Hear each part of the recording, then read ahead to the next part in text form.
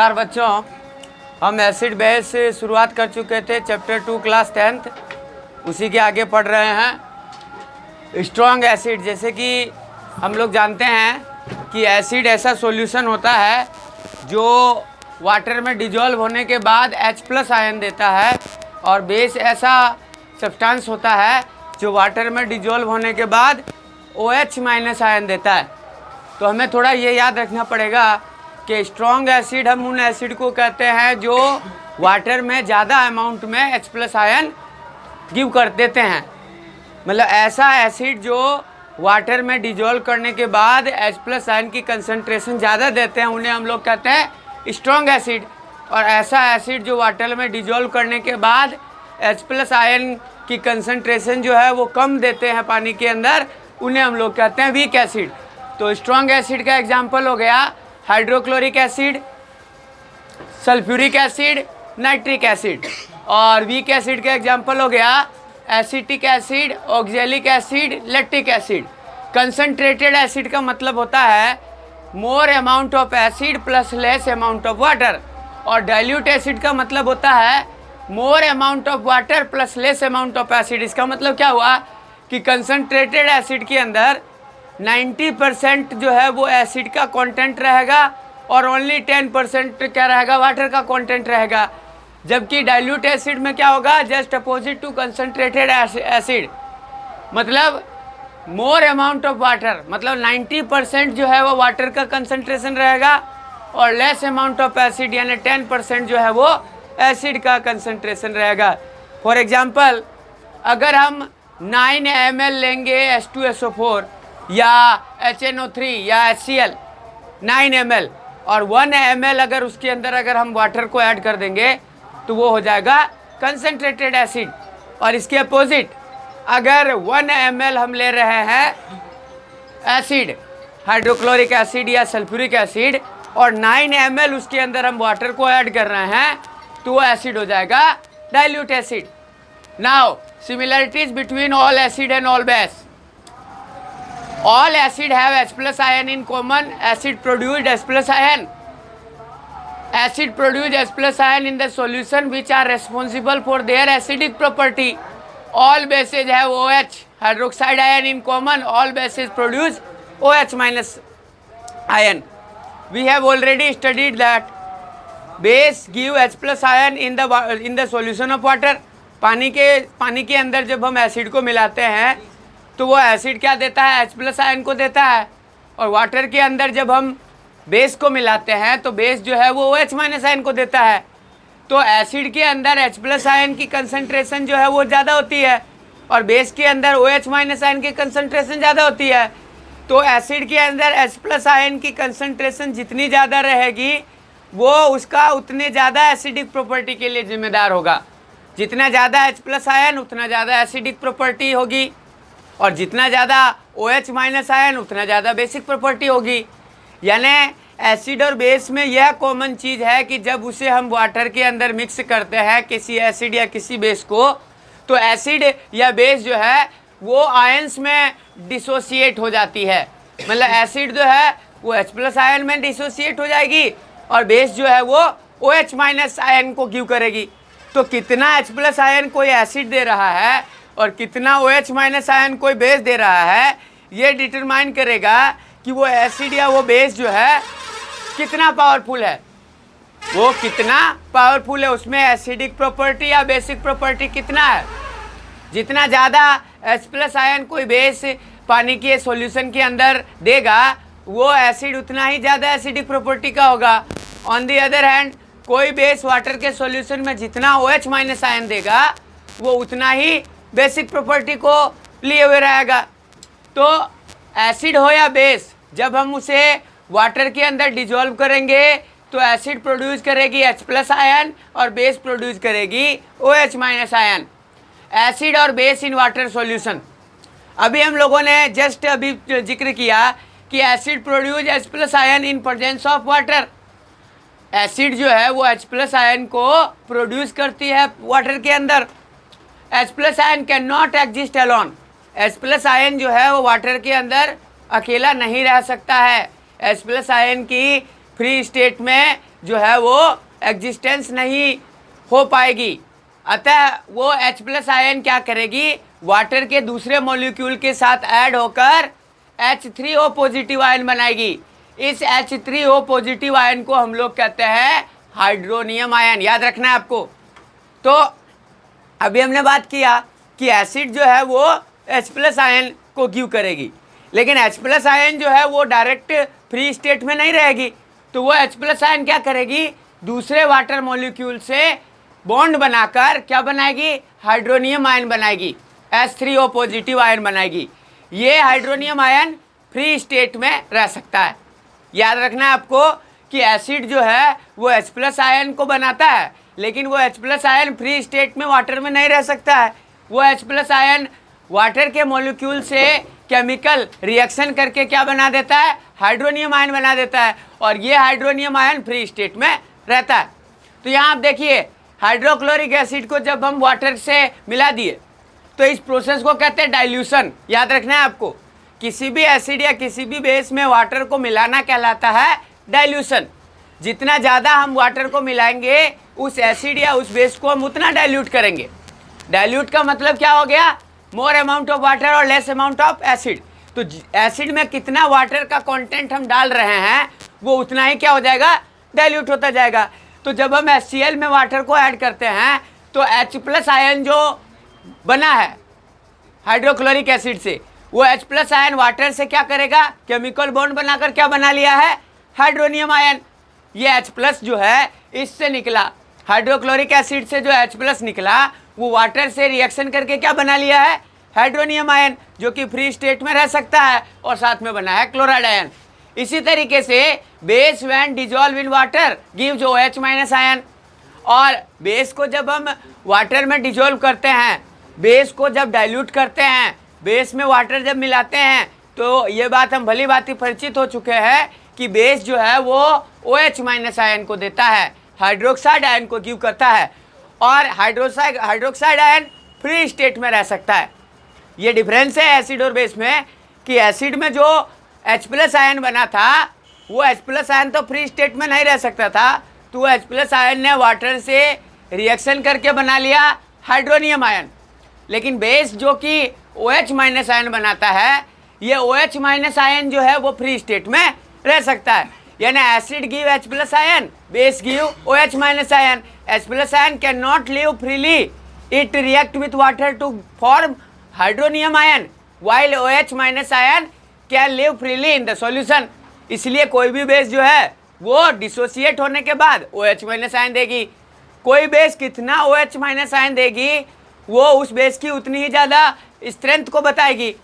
जो बेस ज़्यादा OH- ion को देगी वो स्ट्रॉन्ग बेस होगा, और जो बेस कम OH- आयन को देगा वो वीक बेस होगा। यहाँ पर देखिए, सोडियम हाइड्रोक्साइड और मैग्नीशियम हाइड्रोक्साइड, ये दोनों जो हैं वो बेस है। अब इन दोनों बेस को वाटर में जब हम डिजोल्व करते हैं, डाइल्यूशन इसका करते हैं, तो देखते हैं कि दोनों कंडीशन में हाइड्रोक्साइड आयन जो है वो मिलता है।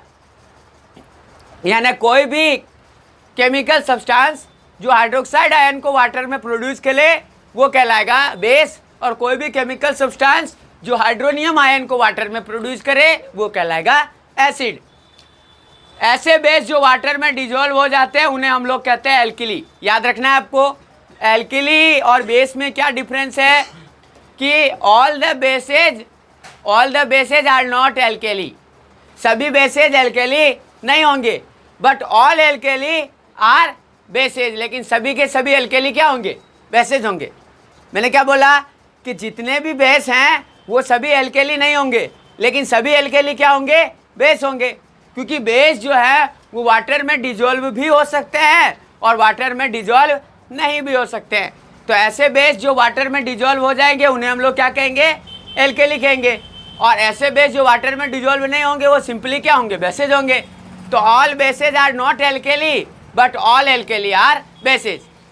आप समझिए स्टेटमेंट को, मैंने क्या कहा कि all bases are not alkali, सभी बेसेज जो है वो एल्केली नहीं होंगे, लेकिन सभी एल्केली क्या होंगे, बेसेज होंगे। While diluting acid, it is recommended that the acid should be added to water, not water to acid, और base in water is highly exothermic। ये बहुत इंपॉर्टेंट टॉपिक है। हम लोगों ने जब केमिस्ट्री का चैप्टर फर्स्ट पढ़ रहे थे, टाइप्स ऑफ रिएक्शन में हम लोगों ने पढ़ा था एक्सोथर्मिक रिएक्शन के बारे में। तो वहाँ पे हमने पढ़ा था कि ऐसी केमिकल रिएक्शन जिसे होने के बाद एनर्जी बाहर निकलती है, एनर्जी काफ़ी ज़्यादा अमाउंट में बाहर निकलती है, उसे हम लोग कहते हैं एक्सोथर्मिक रिएक्शन। क्या कहते हैं? Exothermic reaction. ऐसा रिएक्शन जिसे होने के बाद एनर्जी जो है वो ज़्यादा अमाउंट में बाहर निकली है, उसे हम लोग क्या कहेंगे? एक्सोथर्मिक रिएक्शन कहेंगे। तो ये कहा जाता है कि जब आप एसिड को डाइल्यूट कर रहे हैं या बेस को डाइल्यूट कर रहे हैं, तो ऐसा कहा जाता है कि एसिड को आप वाटर में मिक्स करिए, वाटर को एसिड में मिक्स नहीं करिए। यानी acid should be added to water. पानी के अंदर एसिड को बूंद बूंद करके गिराइए। क्या बोला? वाटर के कंटेनर के अंदर एसिड को हम बूंद बूंद करके क्या करेंगे?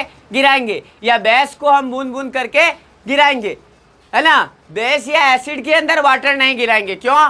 क्योंकि बेस या एसिड के अंदर जब हम वाटर को गिराएंगे तो वो हाईली एक्सोथर्मिक रिएक्शन होता है, मतलब बहुत ज़्यादा अमाउंट में एनर्जी बाहर निकलती है, और वो एनर्जी जो है बाहर निकलती है तो वो जो है वो नुकसान पहुंचा सकती है। इसलिए ऐसा कहा जाता है कि acid should be added to water. Acid को वाटर के अंदर ऐड करना चाहिए, वाटर को एसिड या बेस के अंदर ऐड नहीं करना चाहिए। Now strength of acid and base solution.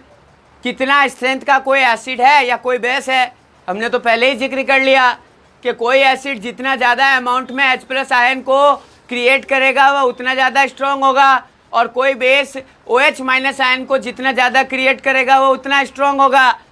तो अब स्ट्रेंथ ऑफ एसिड और base can be estimated using universal indicator. कोई भी एसिड या कोई भी बेस जो है वो कितना स्ट्रेंथ का है, इसे पता लगाने के लिए हम लोग यूज़ करते हैं यूनिवर्सल इंडिकेटर को। अब ये यूनिवर्सल इंडिकेटर क्या होता है? It is a mixture of several indicator. ये बहुत सारे इंडिकेटर का क्या होता है? मिक्सचर होता है। It show different colour at different concentration of H+ ion in the solution, जो कि सॉल्यूशन के अंदर अलग अलग कलर देता है। मतलब यूनिवर्सल इंडिकेटर जो है वो अलग अलग सॉल्यूशन के अंदर अलग अलग कलर देगा। कौन से सॉल्यूशन के अंदर? जिस सॉल्यूशन के अंदर H+ आयन की कंसंट्रेशन अलग हो। ऐसा सॉल्यूशन जिसमें H+ आयन की कंसंट्रेशन ज़्यादा हो उसमें यूनिवर्सल इंडिकेटर अलग कलर देगा। ऐसा सॉल्यूशन जिसमें H+ आयन की कंसंट्रेशन कम हो उसमें यूनिवर्सल इंडिकेटर कुछ अलग कलर देगा, और जिसमें H+ आयन की कंसंट्रेशन और बहुत ज़्यादा कम हो उसमें यूनिवर्सल इंडिकेटर जो है वो अलग कलर देगा।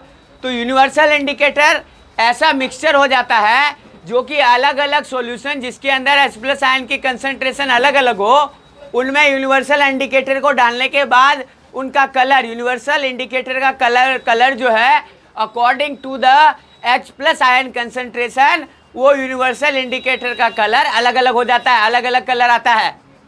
तो pH स्केल क्या होता है? A scale for measuring H+ ion concentration in A solution. ऐसा स्केल जो हमें बता दे कि किसी भी सॉल्यूशन के अंदर कितना H+ आयन का कंसंट्रेशन है। ऐसा स्केल जो हमें ये बता दे कि कोई भी सॉल्यूशन के अंदर कितना H+ आयन का कंसंट्रेशन है।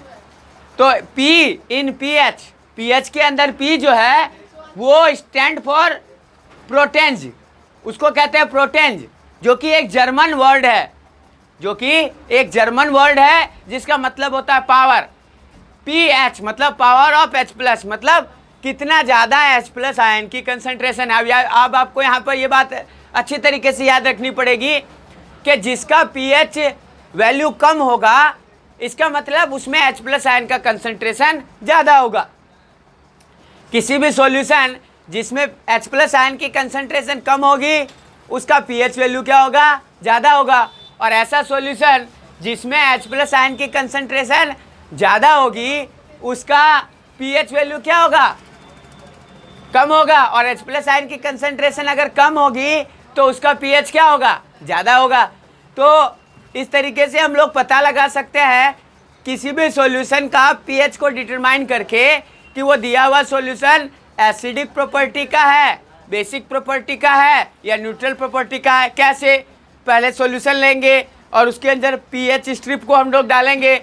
अब pH का वैल्यू अगर पीएच का वैल्यू कम आता है इसका मतलब वो एसिडिक प्रॉपर्टी का है, पीएच का वैल्यू अगर ज़्यादा आता है इसका मतलब वो बेसिक प्रॉपर्टी का है, और पीएच वैल्यू अगर इंटरमीडिएट आता है, बीच में आता है, तब हम लोग कह सकते हैं कि वो न्यूट्रल सॉल्यूशन का है। तो पीएच एक ऐसा स्केल हो गया जो कि हमें बताएगा H+ आयन की कंसंट्रेशन किसी भी सॉल्यूशन में कितना है। जितना ज़्यादा H+ आयन की कंसंट्रेशन किसी भी सॉल्यूशन में ज़्यादा होगी उसका पीएच वैल्यू उतना ही कम होगा, और जितना ज़्यादा H+ आयन की कंसंट्रेशन किसी भी सॉल्यूशन में कम होगी उसका पीएच वैल्यू उतना ही क्या होगा, ज़्यादा होगा। तो if value of pH is equal to 7, अगर पीएच की वैल्यू इक्वल टू 7 आएगी, 7 के बराबर आएगा, तो वो सॉल्यूशन होगा न्यूट्रल सॉल्यूशन। और अगर पीएच की वैल्यू लेस देन 7 से कम आएगी तो वो होगा एसिडिक सॉल्यूशन, और अगर पीएच की वैल्यू 7 से ज़्यादा आएगी तो वो होगा बेसिक सॉल्यूशन। एक बार फिर से ओवरव्यू देख लेते हैं। स्ट्रॉन्ग एसिड हम उन्हें कहेंगे जो H+ आयन को ज़्यादा गिव करेगी, ज़्यादा देगी सॉल्यूशन में, और वीक एसिड को हम उन्हें कहेंगे जिसे वाटर में मिक्स करने पर H+ आयन की कंसंट्रेशन कम आएगी। कंसंट्रेटेड एसिड हम लोग उन्हें कहेंगे जिसमें एसिड का कंटेंट ज़्यादा होगा या बेस का कंटेंट ज़्यादा होगा और वाटर का कंटेंट कम होगा, तो वो स्ट्रॉन्ग एसिड या स्ट्रॉन्ग बेस हो जाएगा। इसी तरीके से डाइल्यूट एसिड या डाइल्यूट बेस का मतलब हो गया वाटर का कंटेंट ज़्यादा, एसिड या बेस का कंटेंट कम। जितनी भी एसिड होती है वो H+ आयन को वाटर में डिजोल्व करने के बाद देती है, और जितने भी बेस होते हैं वो OH- आयन को वाटर में डिजोल्व करने के बाद देते हैं। तो H+ आयन जो होता है एसिड का वो फ्रीली नहीं रहता है, वो हाइड्रोनियम आयन बना के रहता है, जबकि OH- आयन जो रहता है वो फ्रीली रहता है, जिसे हाइड्रोक्साइड आयन कहते हैं। वो बेस जो है वो OH- आयन को वाटर में देता है। किसी भी एसिड का स्ट्रेंथ पता लगाने के लिए हम लोग यूनिवर्सल इंडिकेटर का यूज़ करते हैं। यूनिवर्सल इंडिकेटर जो होता है वो बहुत सारे इंडिकेटर का मिक्सचर होता है जो कि अलग अलग सॉल्यूशन के लिए अलग अलग कलर देता है। और पीएच स्केल एक ऐसा स्केल होता है जो कि H+ आयन की कंसंट्रेशन को बताता है कि किसी भी सॉल्यूशन के अंदर कितना H+ आयन का कंसंट्रेशन है।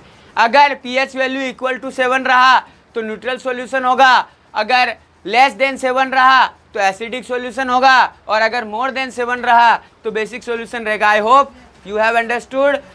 If you understood, please like the video and share it and press the bell icon for latest video. Thank you.